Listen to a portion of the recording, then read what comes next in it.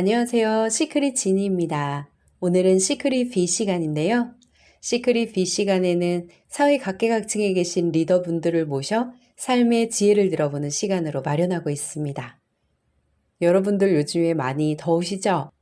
지치고 힘든 여러분의 몸과 마음에 아주 청량하고 맑은 한 줄기의 시원한 바람 같은 그런 시간이 되었으면 합니다. 오늘은 아주 특별하고 귀한 분을 모셔보았습니다. 감성국악단 대표이신 박진선 명창님을 모시고 인터뷰를 하게 되었습니다. 잠깐 박진선 명창님을 소개하는 시간을 가져보겠습니다. 박진선 명창님은 28년 국악인으로 살아오셨어요. 평생 국악인으로 살았다 해도 과언이 아니죠. 전공은 서도소리, 경기민요, 가야금 병창, 정가, 한국무용이신데요. 국가무형문화재 제29호 서도소리 이수, 국가무형문화재 제57호 경기민요 이수, 국가무형문화재 제23호 가야금 병창 사사, 서울시 무형문화재 제47호 경기 시조사사, 정가죠. 평안남도 무형문화재 제4호 수건춤 사사 받으셨습니다. 현재 감성국악단 대표이시며 한복감성 대표님이세요. 얼마 전에 유튜브 핑크퐁 상어가족 노래를 국악 버전으로 부르기도 하셨는데요. 원곡이 1억 6천 뷰를 기록하기도 했답니다. 핑크퐁 엄마 상어 목소리가 박진선 명창님이신데요. 국악놀이 상어가족 한번 들어보도록 하겠습니다.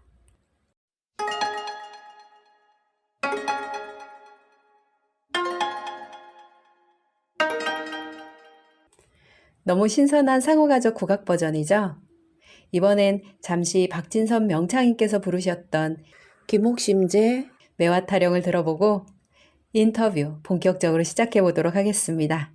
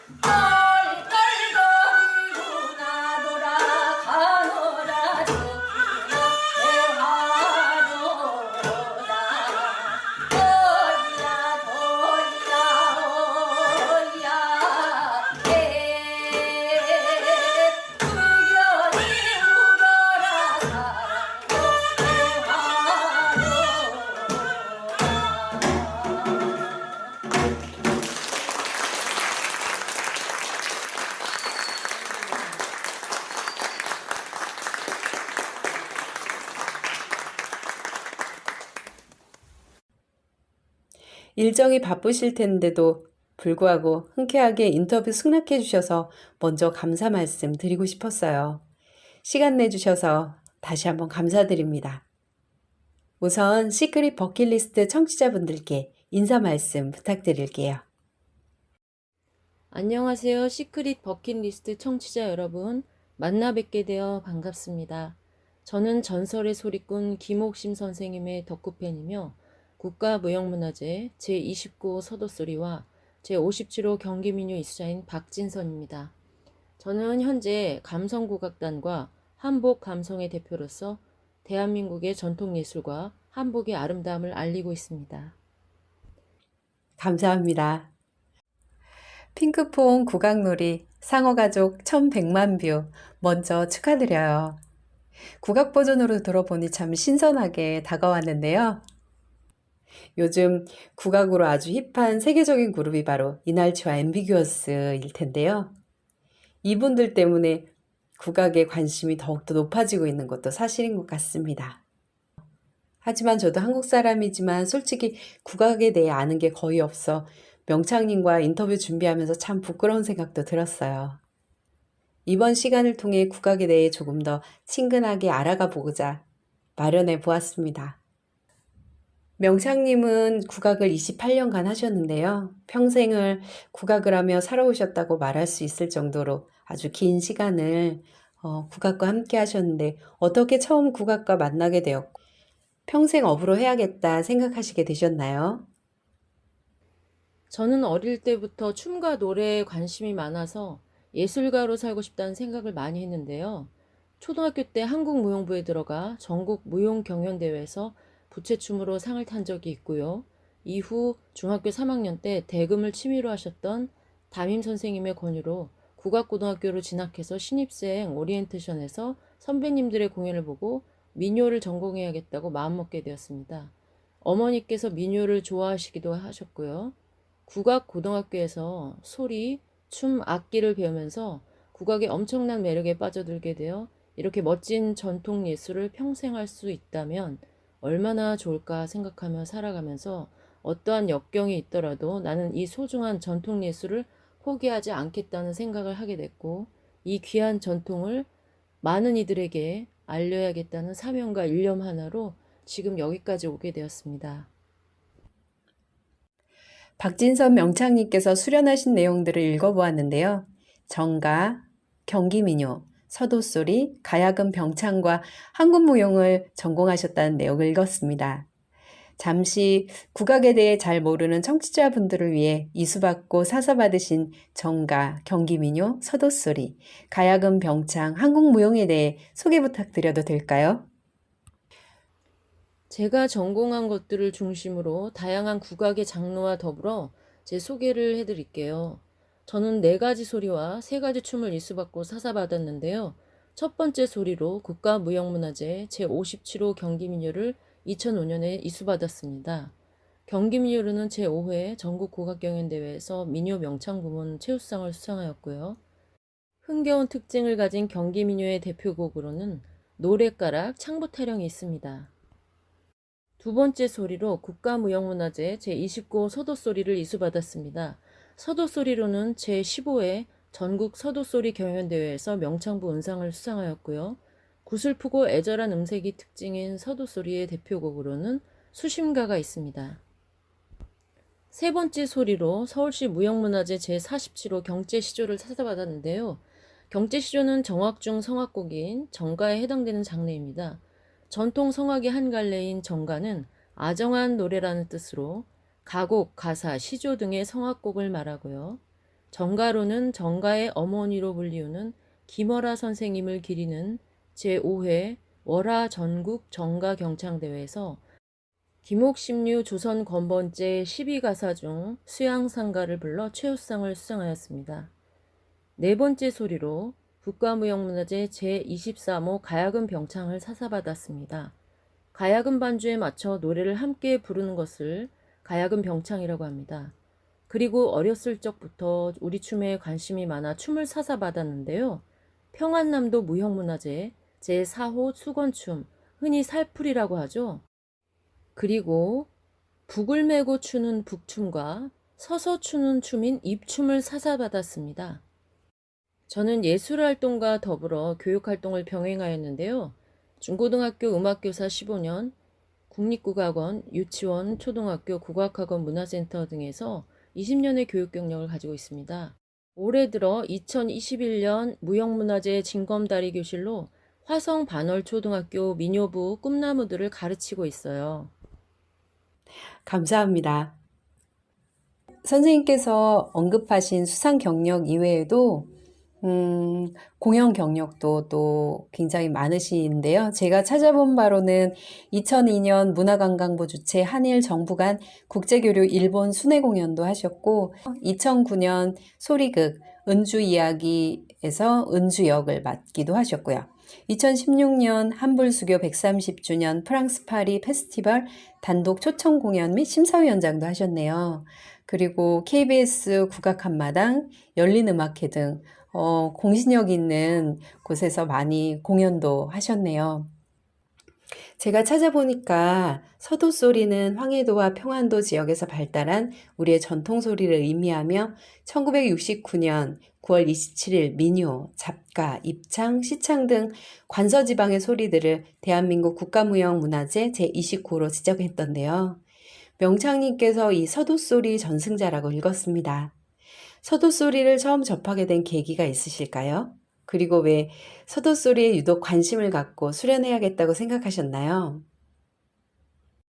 국악고등학교 때 수업 과목 중에 서도소리가 있었는데요.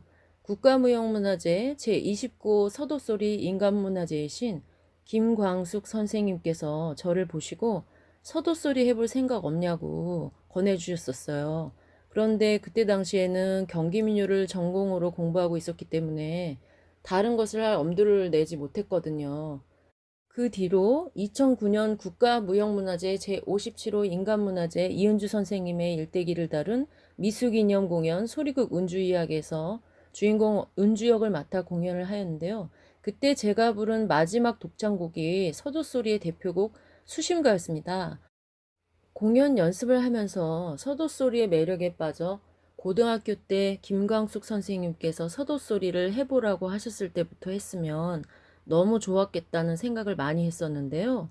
공연이 끝난 후 리셉션장에서 서도소리 인간문화재 김광숙 선생님을 15년 만에 운명처럼 다시 뵙게 되었고, 선생님께서 수심가를 부르는 게 누군가 했더니 진선이었구나 하시면서 반겨주셨고, 그 뒤로 저는 서도소리의 길을 걷게 되었습니다.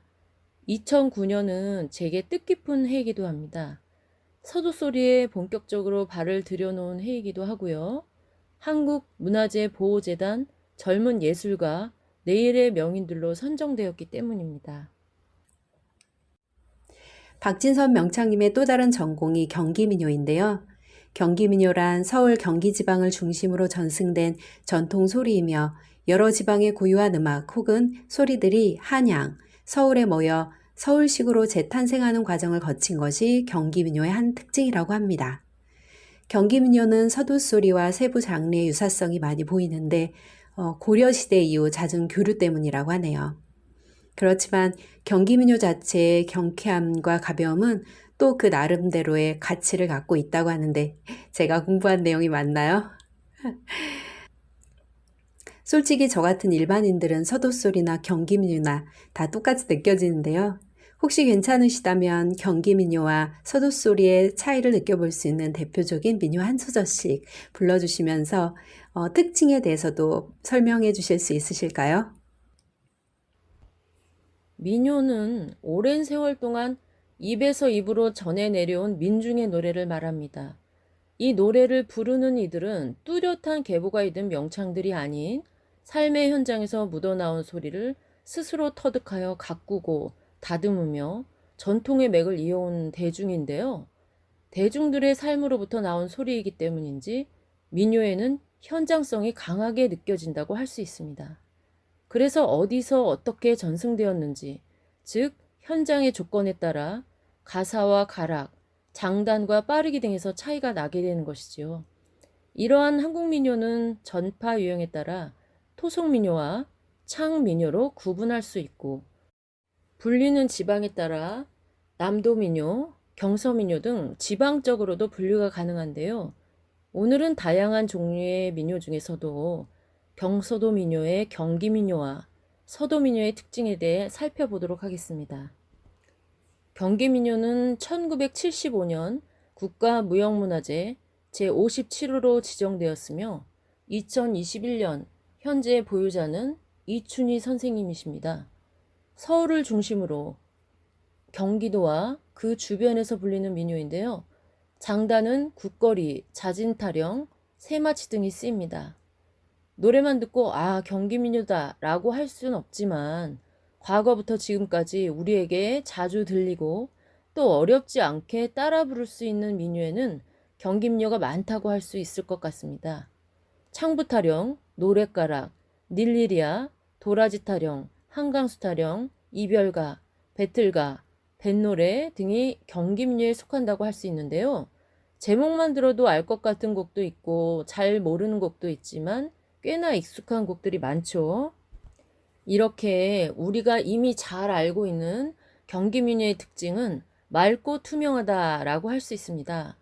우리의 전통 춤 사이로 비유한다면 부드러운 곡선과 섬세함, 그와 동시에 경쾌한 느낌을 준다고 할 수 있죠.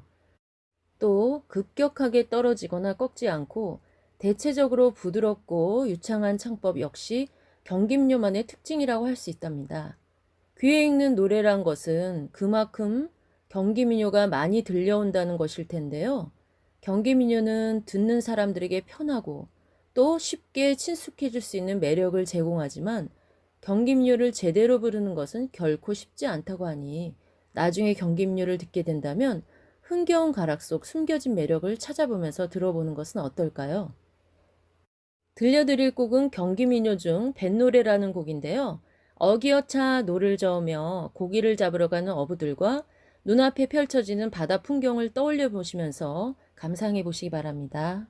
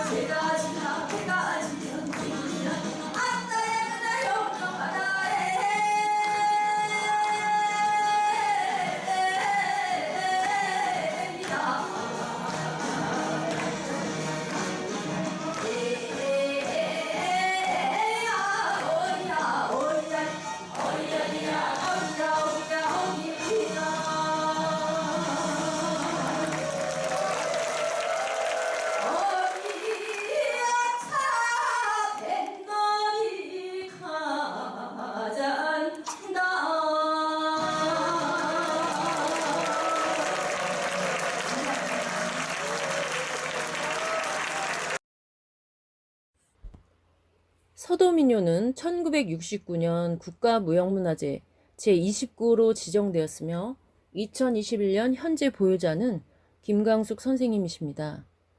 평안도 및 황해도 지방에서 불리는 민요로 애절한 느낌을 주는 것이 특징인데요. 한반도에서 서북지방, 즉 평안도와 황해도 지방에서 불려온 민요를 서도민요라고 말하는데요.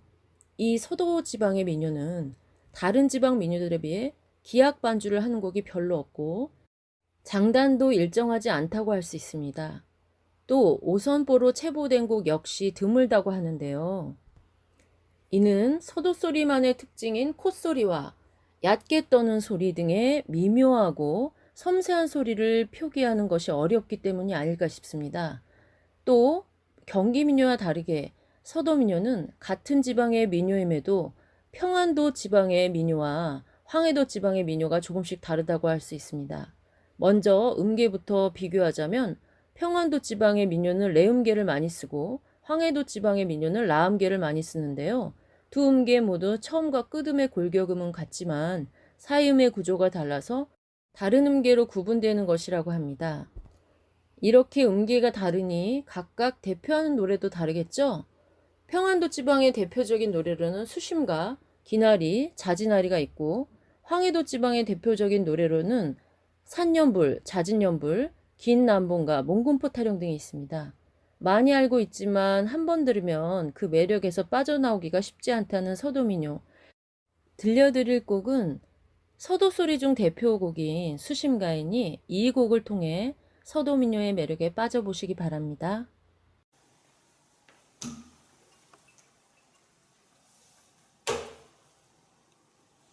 약사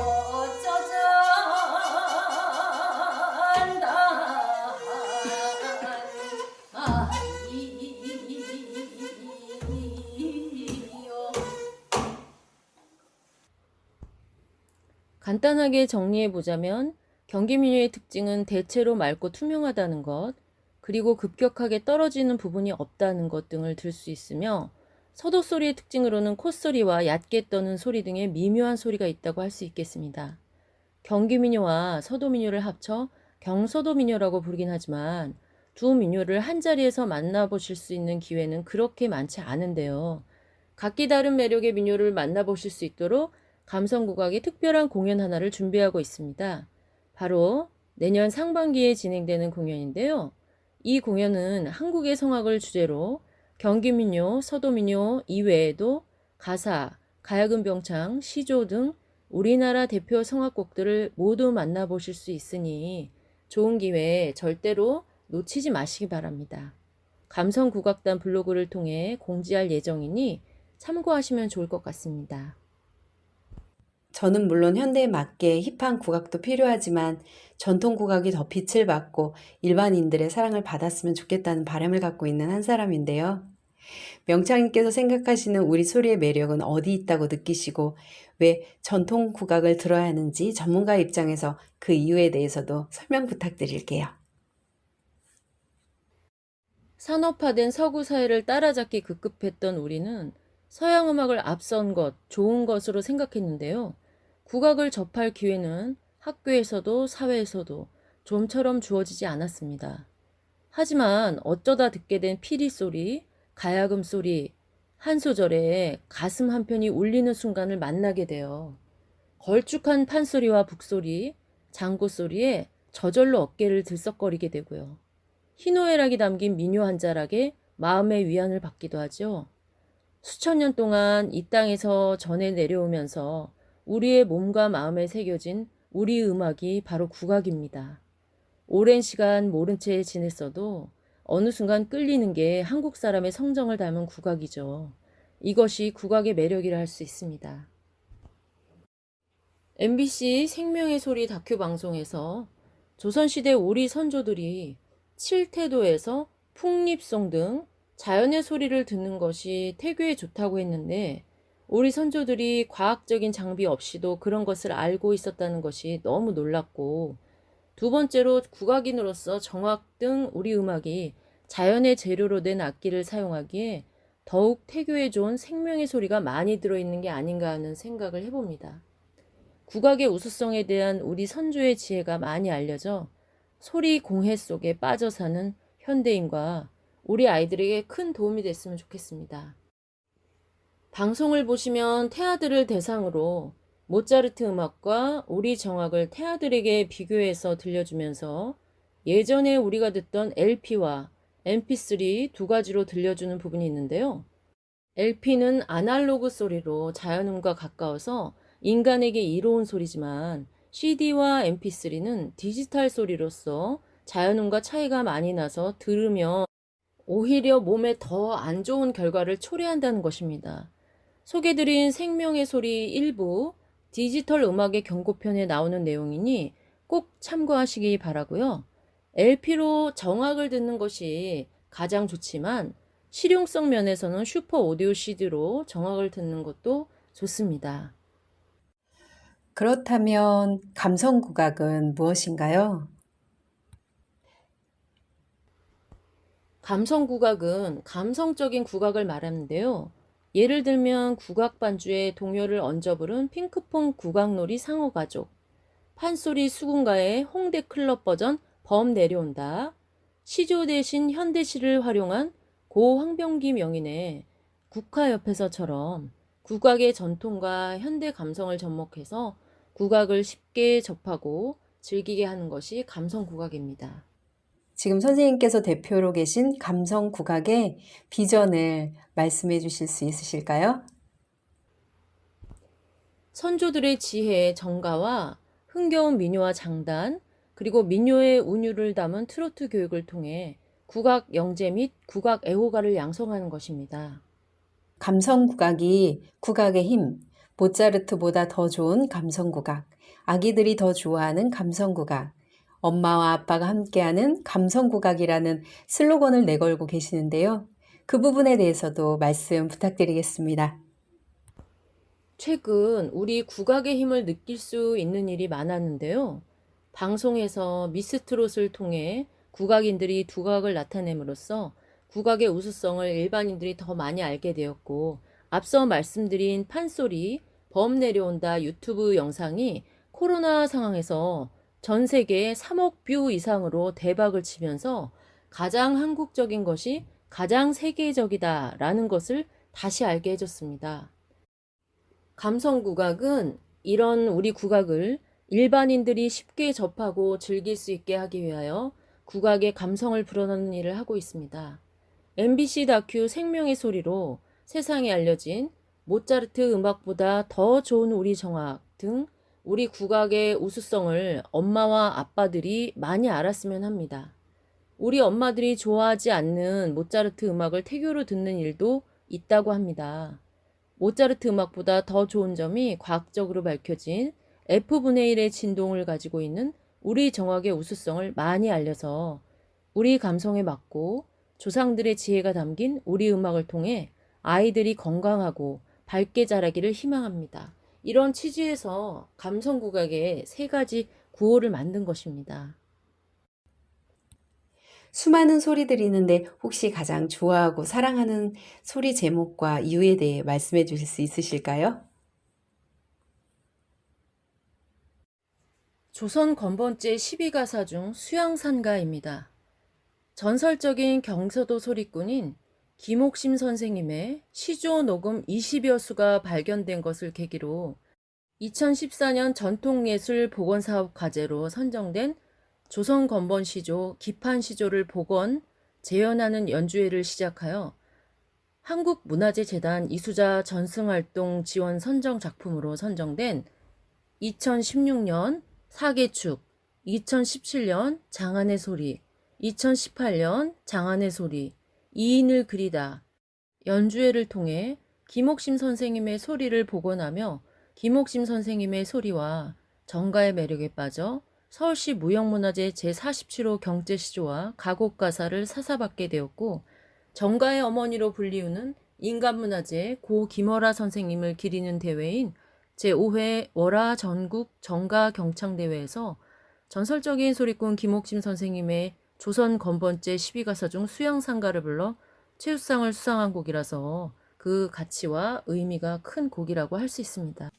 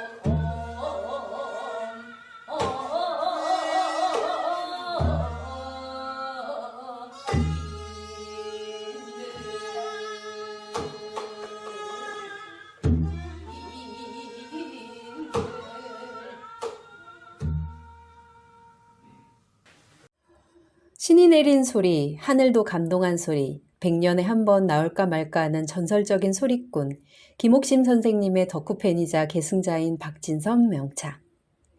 적어도 김옥심 명창의 제자라는 이름을 내밀었을 때는 김옥심 명창의 서도잡가, 경기잡가, 잡잡가, 산타령, 가사, 시조부터 민요, 신민요까지 모든 악곡을 두루 익혀야 하는데 따지자면 10년 이상은 옆에 꼭 붙어 배워야 가능한 소리라고 합니다.